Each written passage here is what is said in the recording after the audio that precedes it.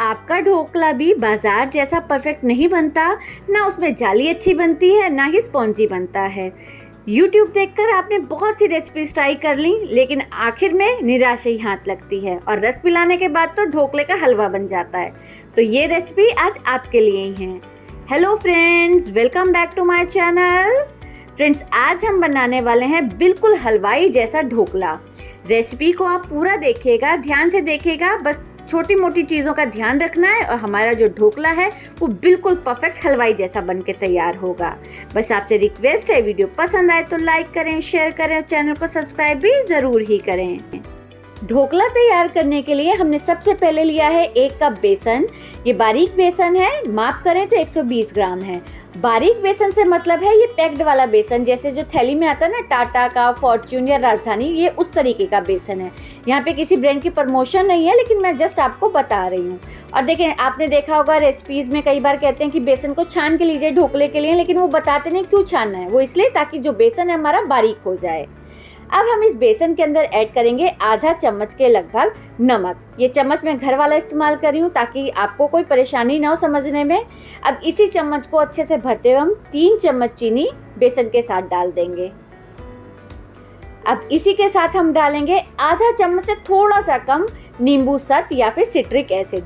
जो हलवाई लोग हैं वो ढोकला तैयार करने के लिए इसका इस्तेमाल करते हैं, तो हम भी यही इस्तेमाल करेंगे। आसानी से ये मिल जाता है मार्केट में। अब इन सभी ड्राई चीज़ों को हम अच्छे से एक बार मिक्स कर लेते हैं।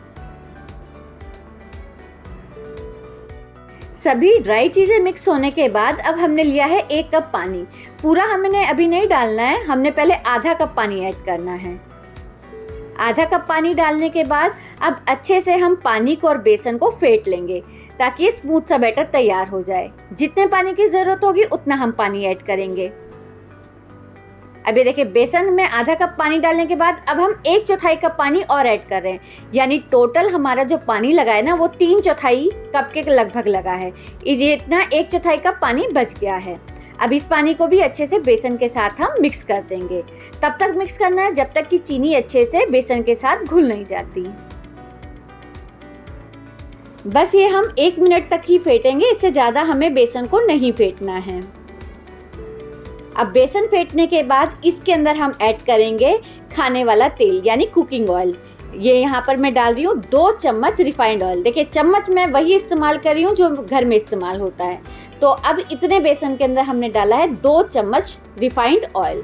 ऑयल डालने के बाद वापस से हम अच्छे से इसे चलाएंगे और ऑयल को बेसन के साथ मिक्स कर लेंगे। ये भी हमने सिर्फ 1 मिनट के लिए मिलाना है, ज़्यादा देर तक फेंटना नहीं है। अब ये देखिए, बेसन हमारा तैयार हो गया। इसे एक साइड रख देते हैं और बाकी तैयारी शुरू करते हैं। अब हमने एक कढ़ाई ली है, कढ़ाई में थोड़ा सा पानी डाल दिया है और तेज़ आंच पे इसे उबलने के लिए रख दिया है। जब तक पानी उबल रहा है, हमने जिस बर्तन के अंदर ढोकला तैयार करना है ना, उस बर्तन को अच्छे से हम ऑयल के साथ ग्रीस कर लेंगे ताकि जो ढोकला है वो बाद में आसानी से निकल आए। ये देखें, पानी के अंदर अच्छे से उबाल आना शुरू हो गया है।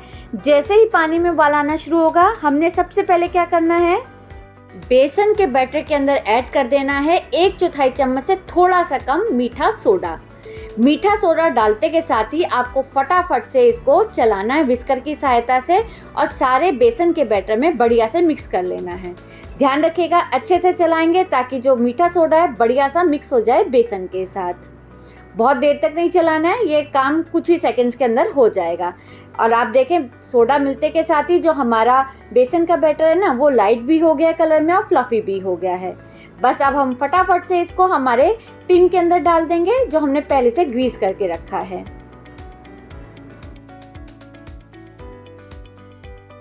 सोडा डालने के बाद हमें बिल्कुल टाइम वेस्ट नहीं करना होता, जल्दी से हम बर्तन को कढ़ाई में रख देंगे और इसे कवर कर देंगे। कवर करने के बाद फ्लेम को हम मीडियम पे ले आएंगे। लो मीडियम पे हमारी फ्लेम रहेगी और इसे हम लगभग 25 मिनट तक पकाएंगे। अब जब तक ढोकला पक के तैयार हो रहा है, हम ढोकले का रस तैयार करेंगे। उसके लिए पैन में हमने 3 चम्मच के करीब ऑयल डाला है। ऑयल के गर्म होने पर हम इसके अंदर ऐड कर देंगे आधा चम्मच के करीब सरसों के दाने, या फिर आप राई दाना भी इसमें डाल सकते हैं। साथ ही में डाल देंगे कुछ कड़ी पत्ता। साथ ही में डालेंगे हम 1 हरी मिर्च जिसको हमने लंबा काट के लिया है।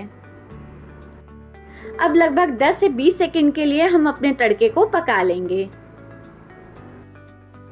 अब हम इसके अंदर ऐड कर देंगे पानी, जिसके लिए हम इसमें डालेंगे 2 कप पानी। देखें 1 कप बेसन था, उसमें 3/4 कप हमने पानी डाला बैटर बनाने के लिए, और रस तैयार करने के लिए हम डाल रहे हैं इसके अंदर 2 कप पानी, या 2 कप पानी से थोड़ा बहुत आप कम कर सकते हैं।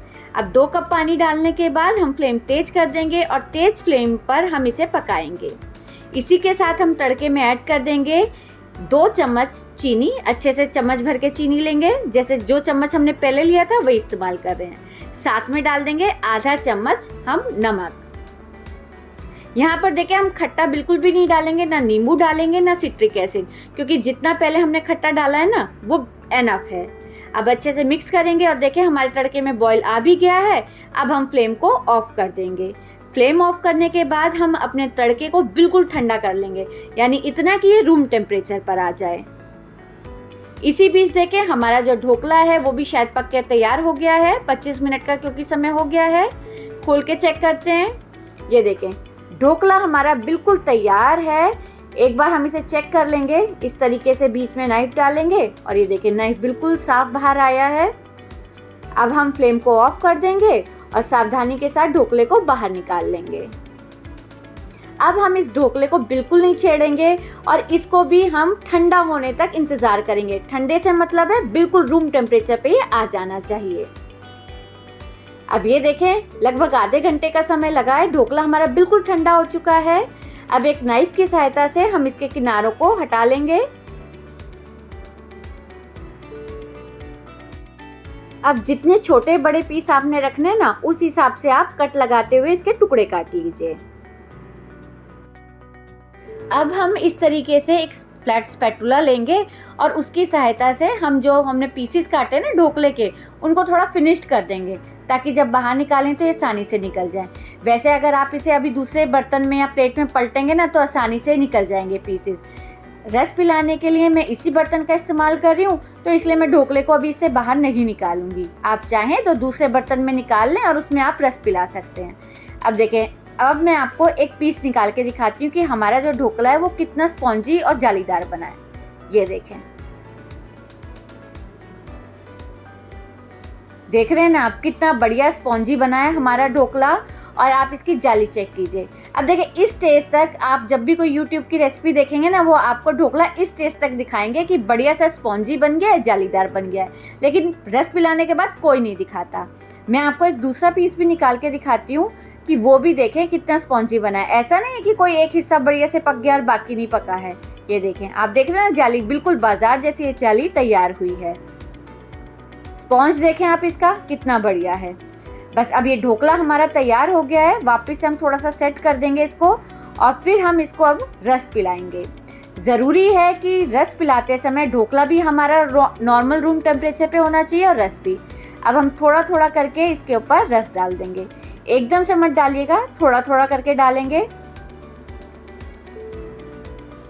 और सारे रस को हम ढोकले के ऊपर डाल देंगे। इसको भी हम यहीं बीच में रख देते हैं। देखें, ढोकले का ठंडा होना बहुत ज़रूरी है, क्योंकि जब ढोकला ठंडा हो जाता है ना तो उसकी जाली सेट हो जाती है। अगर जाली सेट नहीं होगी और आप पानी डाल देंगे ना तो उसके बाद ढोकला सॉगी हो जाएगा या फिर सॉफ्ट हो जाएगा हलवे की तरह। अब पानी डालने के बाद हम इसको लगभग 1 घंटे के लिए छोड़ देंगे ताकि जो रस है वो अच्छे से ढोकले के अंदर जज्ब हो जाए। और इसी के साथ तैयार है हमारा हलवाई जैसा स्पॉन्जी, सॉफ्ट और रसीला ढोकला। एक पीस मैं आपको काट के दिखाती हूँ कि रस पिलाने के बाद भी जो हमारा ढोकला है वो जालीदार भी है और सुपर स्पॉन्जी भी है। ये देखें, जाली बिल्कुल अभी तक बिल्कुल परफेक्ट बनी हुई है। इसको हम प्रेस करेंगे ना तो ये देखें बाउंस बैक कर रहा है, जैसे हलवाई का ढोकला करते हैं ना, बिल्कुल वैसा ये तैयार हुआ है। आप इस रेसिपी को ज़रूर ट्राई कीजिएगा। आपने इतनी रेसिपीज ट्राई की हैं, एक बार ये रेसिपी भी ट्राई करनी ज़रूर बनती है। उम्मीद है आप निराश नहीं होंगे। Thank you.